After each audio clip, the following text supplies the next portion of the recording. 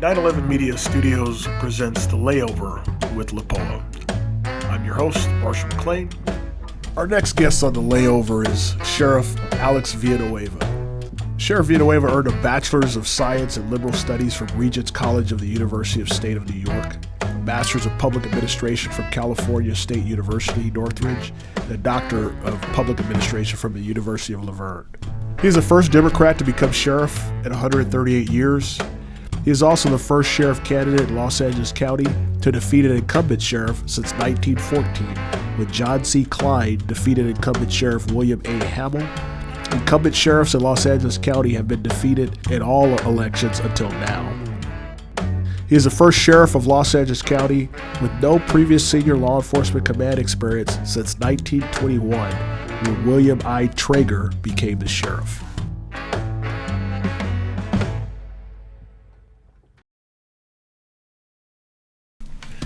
Thank you, Sheriff Villanueva, for joining us on the layover today. How are you, sir? Not too bad. Yourself? Pretty good. It's my pleasure. And let's jump right into it. So where were you born? Chicago, Illinois. Chicago. You a Bears fan? Chicago Bears? Mm-mm. Cubs fan? Bulls? None. None. Lakers fan? Oh, yes. Dodgers fan? Of course. Okay. Tell me a little bit about your parents. My mom was Polish-American. She was second generation. And so that may make us third generation. My dad, born and raised in Puerto Rico. Okay. So there's not a whole lot of Polish Puerto Ricans out there. I don't think one of the met few. any. And so from Chicago, I was an infant. We went to Rochester, New York. Stayed there for till I was 8. Spent a year in Queens, New York. Okay. And then at the age of 9, my family moved to Puerto Rico. How long were you in Puerto Rico? I was there for 11 years. Okay. Went from 4th grade to my second year of college on the island. Oh, wow. Tell me a little bit about that. Well, those are obviously my formative years, and the challenge was to retain English, because that was my only language when I got there, and learn Spanish. So the rule at the house was, inside the house, English only. Once you step out the door, it's Spanish only. Okay. So that kept both languages alive and well to this day. Outstanding. What type of jobs did your parents do? My parents had a small print shop, a tiny town called Aguadilla, the northwest coast of the island. Okay. How did their work ethic shape yours? It was hard work. You know, through the tough times, you could tell, they tighten the belts. And then when the work was there, everyone had to chip in. So when I was a little kid, we were there collating, going through the stacks, putting the booklets together for the different. We printed everything for the Catholic Church down there. So there was a lot of work, and at the same time, a lot of economic hardships. Pretty religious family, religious upbringing? Mm-hmm. Did you have any jobs or work in the church at all? No, I was an altar boy. Okay.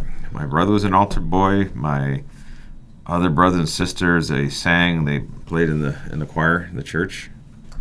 And we went to Catholic high school in Aguadilla called Escuela San Carlos, or Colegio San Carlos. And that's where when my parents couldn't pay the tuition, they rounded us up and they'd lock us in the library. Wow. How did you get out of the library? And the second time they did it is when Pope John Paul II became Pope. Okay. Polish. Okay. Mom Polish. One of his very first edicts when he became Pope says finances should not be a barrier to have a Catholic education. Okay. So she marched in and said, let my kids in. That's outstanding. Strong mom. Mm-hmm. What was your first job? When I was in college, University of Puerto Rico, I got a job in the biology department working in the lab for $2 an hour. That was below minimum wage, but as a college student, I guess it was legal. So that was my first job. Would you say that was your first adult job? Or? First adult job. Okay. Well, technically I was 17 because I skipped my 12th grade of high school. So at 17 I started college. And now we've got a tough time getting people to work. It's interesting. What made you choose a career in law enforcement? I was in college in Puerto Rico, and Ronald Reagan was president at the time, and he decided the Pell Grants were too generous, so he cut them in half. Okay. And now I lost my financial support to stay in school, so I joined the military. Wound up joined the Air Force, wound up in Norton Air Force Base in San Bernardino, and switched to the Air Guard, went back to school at Cal Poly Pomona, and having served in the military, always kept an eye towards serving in the public sector. And I liked serving in the military, but when I was back at school, I realized, holy shit, I can actually continue public service, but I can do it now in law enforcement. And very similar paramilitary organization, you get to serve the public, and what shocked me is that I was going to make 3 times what I was making in the Air Force. I said, are you serious? Is that true? I said, where do I sign up? So it was a natural jump for me. Why was there anything specific about LA County as opposed to San Bernardino or Riverside or any of the other counties? Well, I went to Cal Poly, put me in LA County. Okay. And then they had a hiring push at the time. Dull jobs are a crime, fight crime, become an LA deputy sheriff. I remember the billboards. Okay.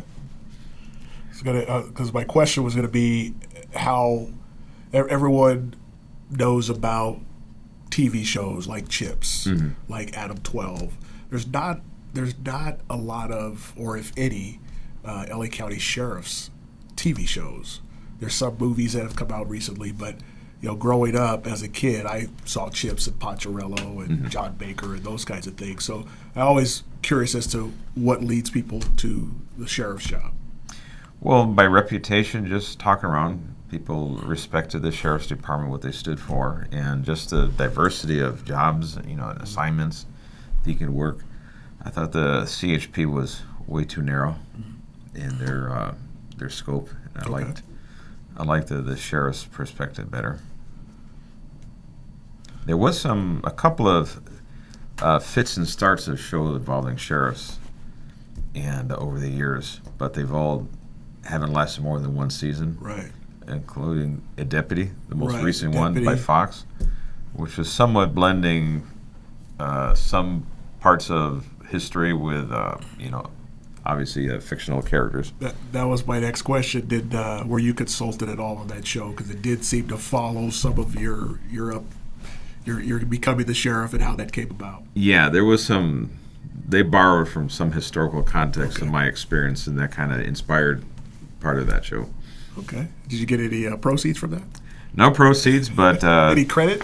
The showrunner, the producer, a good friend of ours, and we laughed, and they always asked our opinion on each one. I said, "Oh, that is good. This is good. That really sucks." And so we had 2 deputies actually working as technical advisors. Oh, okay. For things, so they're trying to keep it real, but they wanted our input, what we thought about it. Right.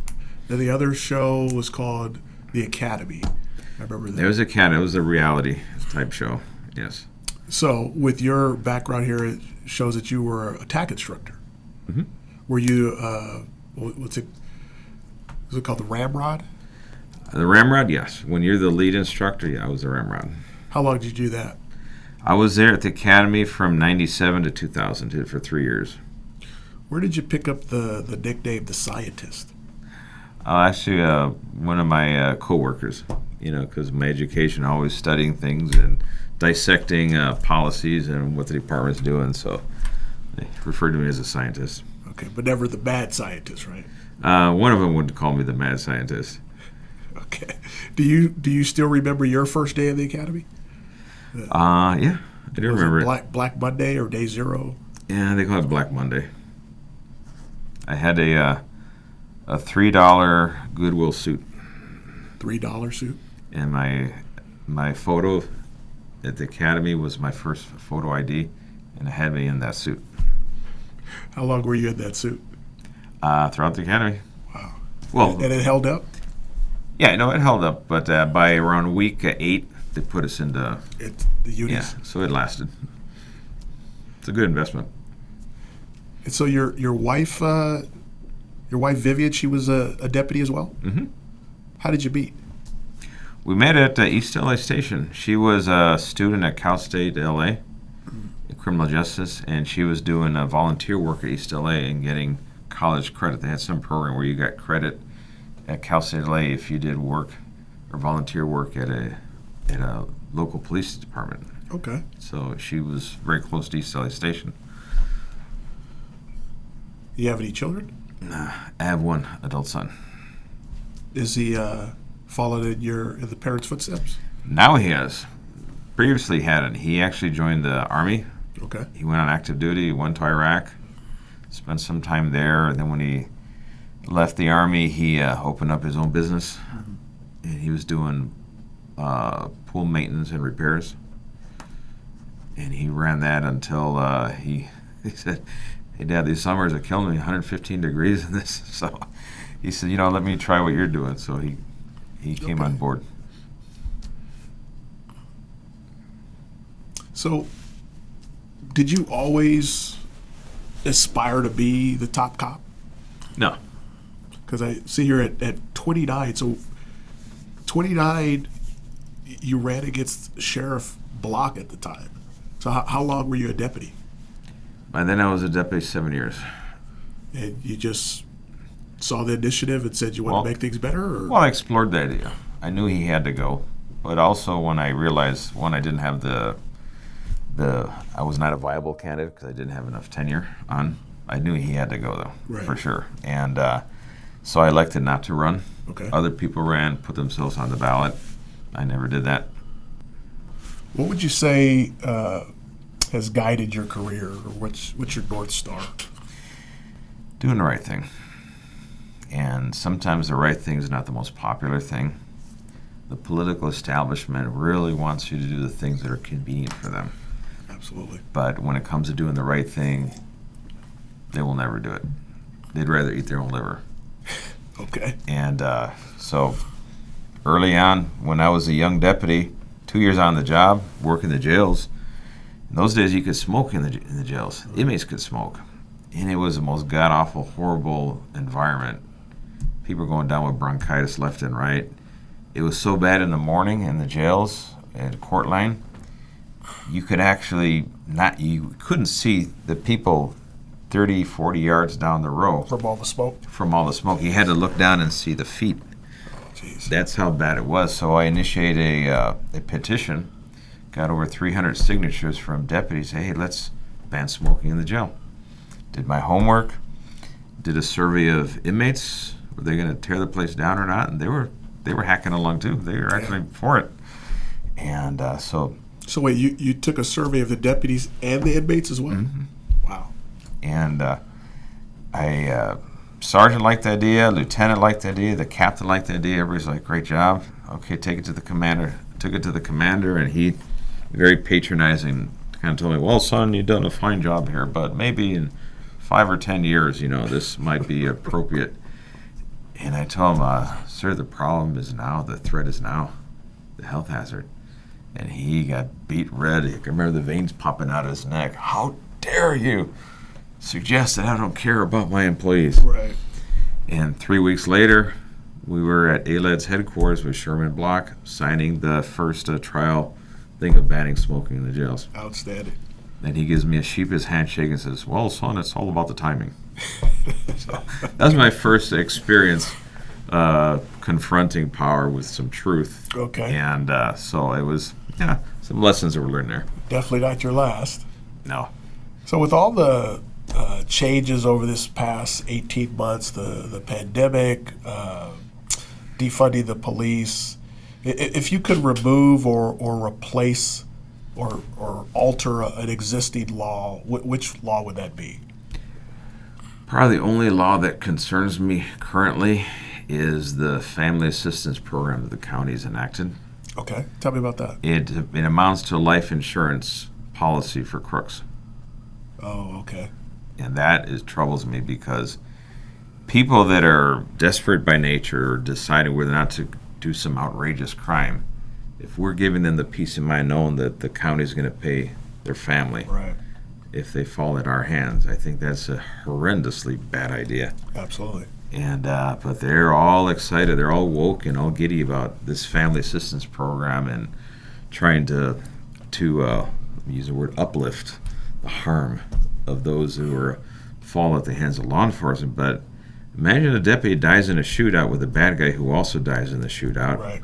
and the county will pay the bad guy's family. It's, from a moral perspective, it's reprehensible, and then also they're incentivizing that calculus that goes on with the people that decide to commit a really violent crime. Right. You know, hey, at least my family will be taken care of. Right. And that needs to go. Is that just LA County? I haven't even heard of just LA County. Wow. No, our county is pretty unique. Most definitely. Well, if you had the power and you could enact a law, which law would that be and why? That's a good question. There's a lot of laws we like to enact it, but if I had my druthers, I'd like to enact a law that forbids the manufacture and sale of semi-automatic rifles with detachable magazines. I like that. That would save a lot of lives. Not only that, I wouldn't ban the possession, because I don't believe in this whole gun grabbing thing. Right. I said, if you got it, hey, consider it a historical piece, appreciate it, Right. treasure it, don't let it be burglarized and it's gone, and Right. it falls in the wrong hands. But how about no more of these? Because we take them off the streets, off the hands of crooks, and in crime scenes with great sacrifice, only to be replaced again, and it's just more sales for the Right. manufacturers of these weapons of war. That's a good point. What do you see? What do you see as the biggest misconception about you, or not just you as a sheriff, but you as a person? Probably what the political establishment has been trying to sell from the very beginning. Because in politics, it's all about defining the newcomer. Right. And their goal, as soon as I took office, remember, I defeated the political establishment. That's right. They did not take that very kindly. So their effort, as soon as I was in office, actually even before I was in office, is let's define him as untrustworthy. And everything they did was targeted, was specific, was driven by the Board of Supervisors. Right. And but what people don't understand is I've been speaking truth to power since I was very, very young. I've never stopped. Right. And I've testified under oath. I put a lot of bad people away, and that's what I do. And it scares the bejesus out of corrupt people that there's someone honest out there that may possibly get them. I appreciate that. I mean, to my own detriment, when I have to do things that are unpopular but they're the right thing to do, I will do them. The Carl Mandoyan case is a prime example. Right. He was wrongfully terminated. It was a false accusation. It was proven to be a false accusation. And the previous administration said it was not a termination case. We even got the emails from the previous administration. We presented all these facts to the Board of Supervisors in closed session. Because we're showing, here it is, bad decision. Right. They'd already made the decision a month prior to hire a law firm to sue me. And even when presented with the facts in the case, they doubled down because they viewed it as an opportunity to brand me. Right. And that is so profoundly dishonest and corrupt. And but it was the right thing to do, and I stand by every single decision I've made. On that same note, I figure when you were a younger deputy, when you were a lieutenant supervisor, you had different goals that you would like to achieve in your career. Have those goals changed? And if so, what are your goals that you haven't achieved yet that you'd like to see? Well, when I was in the military, for 10 years between active duty and National Guard. And I got promoted 6 times in 10 years. Wow. There was no ceiling for what I could do. Everywhere I went, worked my tail off, excelled at everything, top performer, top scores and everything, and got the job done. And what would they do? Hey, can you do this? Hey, can you do this? We got another job for you. So in other words, I never operated with a ceiling. When I got to the sheriff's department, I found out there was a very hard ceiling. Heck, not even glass. It was concrete. I was told, hey, you're Latino, be happy. If you get to the rank of sergeant lieutenant, be thankful. Keep your hat in hand and keep your mouth shut, and don't aspire beyond that because that's not for you. And as a sergeant, I had a conversation with the undersheriff at the time. This is under Baca's administration. I told him, I want to see this organization embrace equal opportunity. I should be able to aspire to have your job. Right. And this guy, I thought he was going to fall over and have a heart attack because he could not envision that. Right. I sold myself short, apparently, because I ended up with one rank higher. But that's the whole point. Right. And that needed to change because everything that I experienced was positive in the military was the exact opposite in the county. How are you going about changing that in the sheriff's department now? Well, when I became sheriff now it all falls in my hands. Mm-hmm. My goal has always been I want to make sure people do not have to suffer the type of career I suffered. Okay. So I want to destroy all those barriers towards advancement. I want to see women, I want to see people of color excel because we're giving them the opportunity to excel. They're given the chance to have these different jobs, the different experiences, and then from them, those that do the best job compete for the higher jobs, and they win it. Okay. And that is exactly what is happening. I have now 6 of my 12 division chiefs are female. Wow. That's more female division chiefs than the entire history of the department prior to my arrival. To put that in context. Yeah, and one of the largest sheriff departments in the country, if not in the world. So mm-hmm. that is large perspective. At one point, I had 4 of my 12 division chiefs were black. Wow. Again, that is more than historically. There have been a few, but usually there's a 1 or 2 at the most. Right. I had 4 at the same time. Again, that is my commitment to diversity. And the people that got the job, it wasn't because I want a bunch of window dress. I'm just going to, drag people here and there. Right. Because that's what the old guard did. Right. They always made sure that they had all the boxes checked off, but every single person, they could only aspire to be the window dresser. They were never in charge. They were never the ones running the show. Right. I want them to run the show. I want them to make the decisions. And I want them to constantly be proving themselves, making themselves more valuable to the community, to the employer, and lead by example. So now, everyone had to have 10 years of time on the line. Okay. As a deputy, a sergeant, lieutenant, to get to the rank of captain. Everyone has to have the education. Okay. So that threw a lot of the old school off. Right. The good old boys. Who you knew. And they were there because who they knew that they had neither the education nor the time on the ground serving the community. So it was real easy for me to flip the whole pyramid upside down. Right. And oh my God, the woe is me and how dare he and the cries out there. But you know what? That changed it from a cronyism-driven organization to a meritocracy. Right. And that was a huge step forward for the organization as a whole. Something the political establishment will never, ever admit. Understood. With such a large sheriff's department of sworn, you also have a very large civilian population and support staff. How do you translate the same quasi-militaristic attitude and meritocracy, as you said, to the civilian staff as well? Are they seeing that? Have you already changed that as well? We're changing it over, but it's a lot more difficult because, the whole issue about classification or classified positions and the job specs, the professional staff, their career trajectory is a bunch of cul-de-sacs where you can't get out of once you're into this one field. So that we're trying to figure out a way to simplify it where there's less categories so that allows for more mobility. Okay. And that is one of my challenges that I'm next level challenge. But one thing we started with, which is just appreciation. Mm. There was traditionally every year there's a thing called the Sheriff's Luncheon. Okay. And it was a glorified ass-kissing, boot-licking contest. And the captains of each department or bureau or unit would show up with their administrative staff, and you wouldn't see line staff there. They wouldn't be caught dead there. Right. It was called the Sheriff's Luncheon. Okay.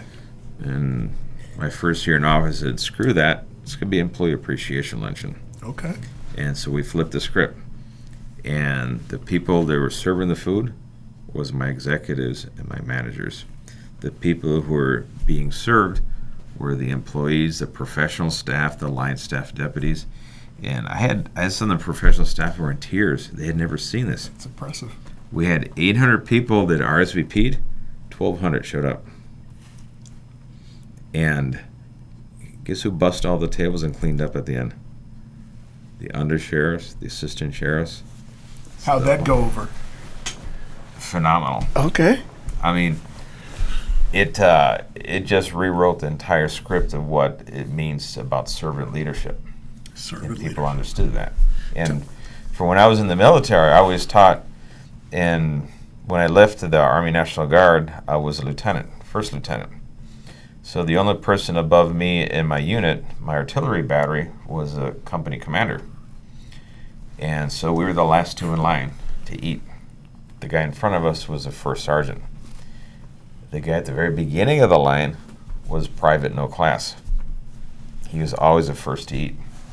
And that is, I just took that, let's bring that to the department.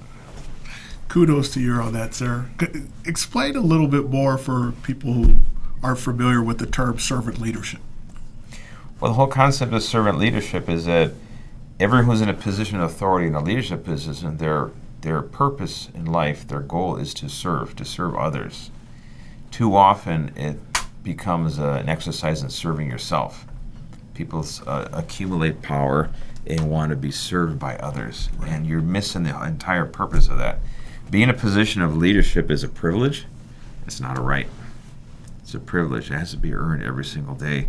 And with servant leadership, that is your whole goal, is to serve other people. So for our department, all of our leadership, our goal is to serve the line staff, the boots on the ground, where the rubber's meeting the road. If I can add any more buzzwords or cliches.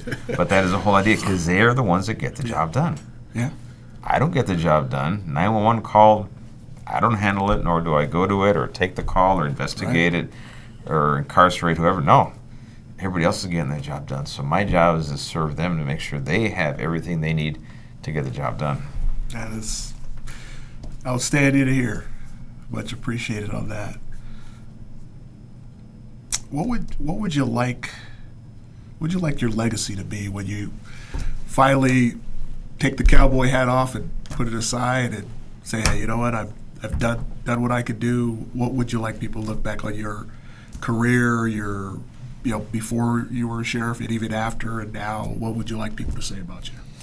Well, I'm kind of a student of history, and I've studied the 32 sheriffs that preceded me. And there are some good ones. There are some average ones. There are some, oh boy, ouch. I want to rewrite and change the trajectory of the department. Get it back to actually serving the community. And we have been all along, but in fits and spurts, and sometimes not as well as we could. I want us to be a representative bureaucracy. It's a fancy term for reflecting what the community is. Now the department reflects that all through the organization. Previous administrations, they brag about what the recruit class looked like, the academy class. Oh yeah, look how diverse they are. But you look at the ivory tower, it was all male and white. Right. Almost exclusively male and white. And and their concept of diversity for the good old boys was black.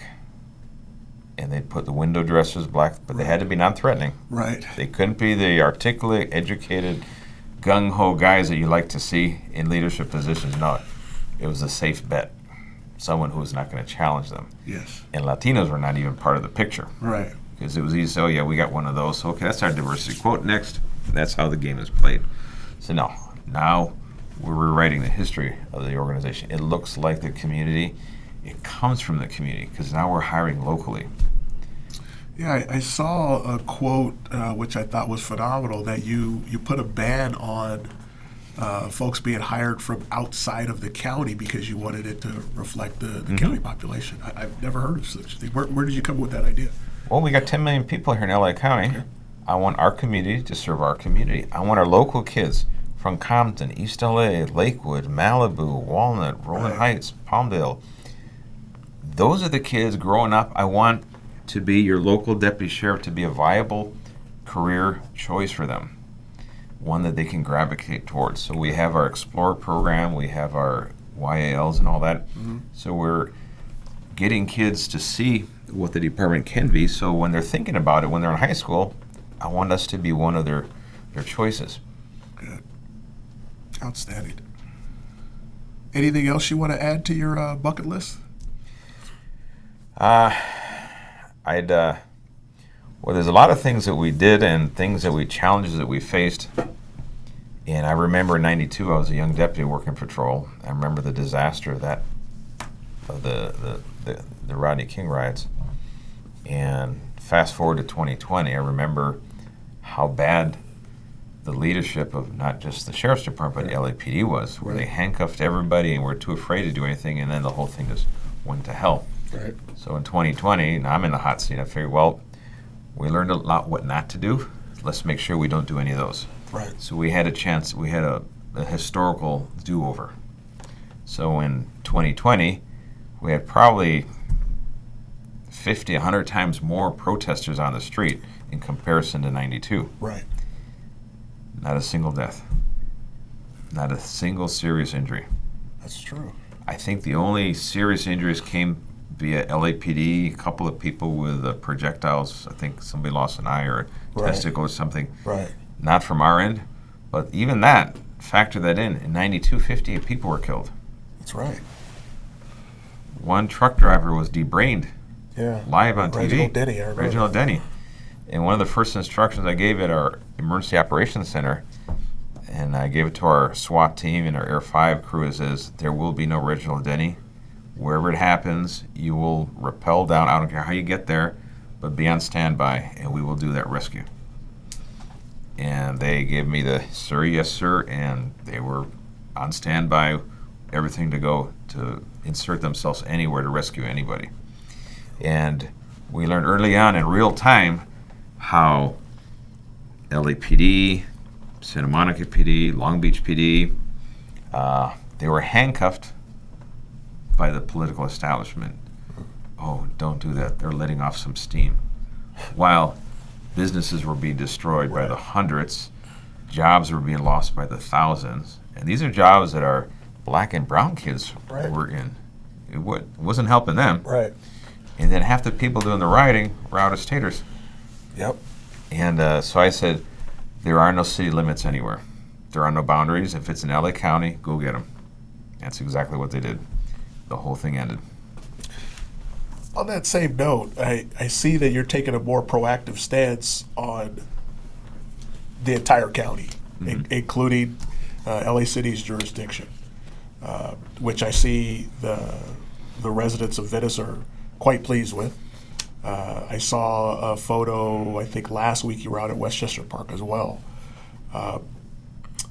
One of the questions I don't hear, or statements that I don't hear a lot, and I know that it's prevalent at LAX, is that the majority of the homeless population that we encounter are not from neighboring cities. They're actually from neighboring states. And I don't understand why that's not being talked about more, that California and LA County has become a destination spot for other states' problems, and they're sending up to us. LAX specifically, we're seeing state-sponsored homelessness. You see somebody disheveled-looking with a backpack walking out from a flight. Right. You know they got nothing they're going to. Right. It's a dump off from another state. How do you challenge that? I've seen that the city of LA is being blamed for things. The county of LA is being blamed for things. And like I said, you're taking a more proactive stance with what you did in Venice. How do you emulate that throughout the county? Well, the law is on our side.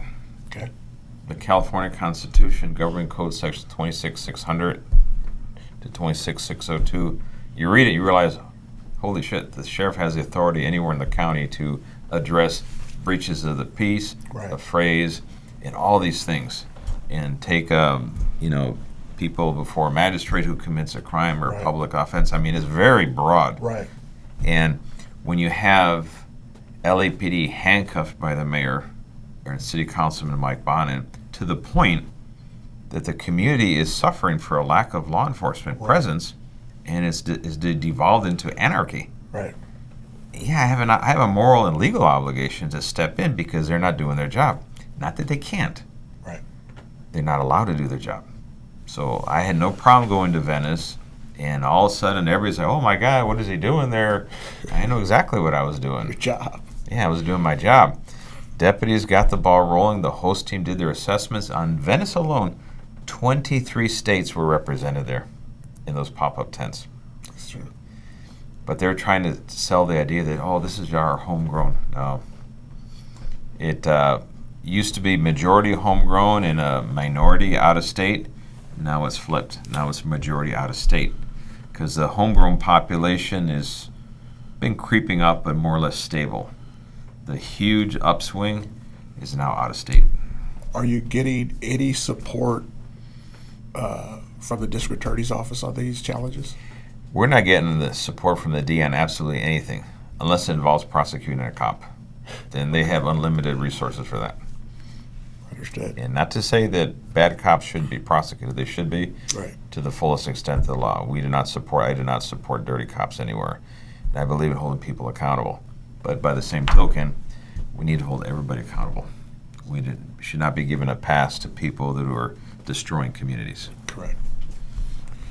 Thank you for that. Who would you say is your biggest supporter? Who's your rock? Who do you lean on? My wife. Tell me about Vivid. Well, she's the first lady in the history of the department that's actually been a cop herself. That's right. No one has ever been in her shoes. So when we talk, she can speak from experience, and then she gets flooded with information from all. I mean, she has so many friends on the department everywhere, and she always gets information, just pours in, and she filters it and says, hey, this is what they're saying on the line, or these are concerns. So it really gives me a really good ear on the ground of what's going on in the department. Yeah, that's actually a good point. It's a dynamic duo, both of you in the same career, same department, knowing some of the same players, and her perspective as a former deputy, too. But on the flip side, some people who are the embittered or disgruntled people that want to become sheriff, they're using her as a source of let's campaign against her, like she's doing something wrong. And it's pretty disgusting. Yeah. Really. As if Michelle Obama didn't offer any advice to Barack. Right. I mean, who are you kidding? Do you have any aspirations beyond sheriff to go into any political office or governor? Or? If I was single, had no family life, and I could devote my time to fixing other dysfunctional governments, I'd set my eyes on Sacramento. Okay. But I have no desire. I only got so much I can offer. Okay, and this job is consuming enough. I saw a video of you playing the guitar. Was that down at Venice Beach? No, that was in Brentwood, San Vicente, by the VA Center. Where'd you learn how to play the guitar? As a young kid, I learned from my brothers and my uncle. Are we going to see more of the sheriff playing the guitar? I got to pick it up a little more often because it's been a while. But, yeah, I do have a lot of musicians in my family. That's outstanding. So, Sheriff, a lot has been made of your fashion choices lately about allowing deputies to wear cowboy hats. What's your biggest fashion faux pas? Well, I don't know if it's a fashion faux pas per se, but I did get a lot of grief apparently because I wore this is a crew neck. Okay. And like in a business shirt, I wore a crew neck. Apparently I'm supposed to wear a V-neck, and somebody called me out on social media that, how dare I? I didn't know that. Apparently it's... Write that down. Yeah, apparently it's big in some people's universe. Okay. They don't have nothing better to do. What did the deputies have to say about the cowboy hat idea? They are in love with it. Oh, my God. They're all rushing out to try to get the right one. So we're putting information out to say, wait till we get the specs. Okay. Where they already have it identified. They're going to mass produce it. And but I'm a 2-time survivor of melanoma, the deadliest form of skin cancer. Right. And so for me, covering my face is important. And the baseball caps just don't get the job done. Understood. No, it's a waste of time. So we needed a big brim. I had an experimental one that wore on Venice. Right. The Indiana Jones looking type hat. And oh my God, all the hue and cry from the woke crowd. Well, you've upgraded. Comical. You've upgraded that Stetson. It looks sharp. Well, now we researched and figured, okay, this would be appropriate, Okay. and it looks good with the uniform. And actually, most sheriff's departments have that type of headgear. Right. We're one of the few that didn't. So for those that offend their sensibilities, too friggin' bad. Thank you. Tell me about your hurricane days in Puerto Rico. 1980, Hurricane David, and it hit our neck of the woods pretty hard. But during the hurricane, as the winds were whipping up, my brother and I decided to climb a mango tree in the backyard, a really big mango tree, just to see if we could ride it and see how much sway we'd get. And it rode pretty hard. So it was an experience. Sounds like a fun time in Puerto Rico. So now we're going to go to our 10 questions, our lightning round. These 10 questions were originated by the French journalist and television personality Bernard Pivot on his show Apostrophes, later used by the late, great James Lipton from the Inside the Actor Studio. So let's jump into it, Sheriff. What's your favorite word? Outstanding. What's your least favorite word?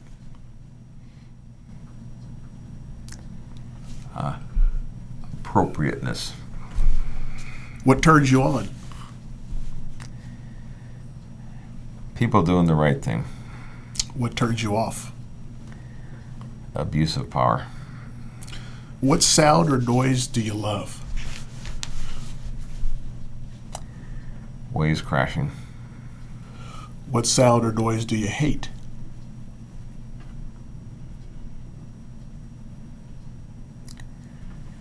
Unexpected gunfire in close proximity. It's a good one. I like that.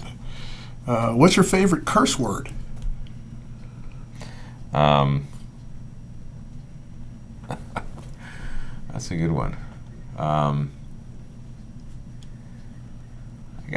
have quite a handful of ones that I've used throughout the years. If I were to pick one,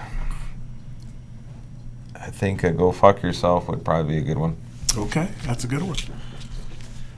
What profession, other than your own, would you like to attempt? When I was in the Air Force, and I was in the Air National Guard, I was in the 163rd Tactical Fighter Group out of March Air Force Base. They flew the F-4 Phantom E version, I think, the recon version.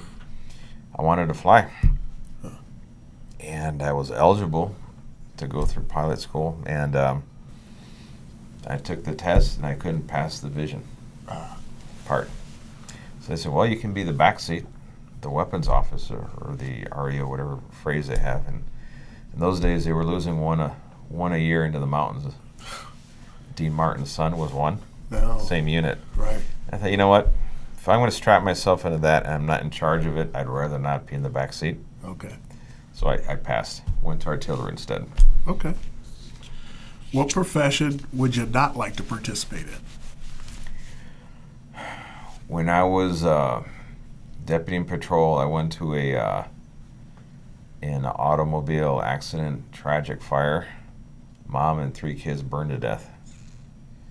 And I remember there, and I saw the 3 kids just totally burned.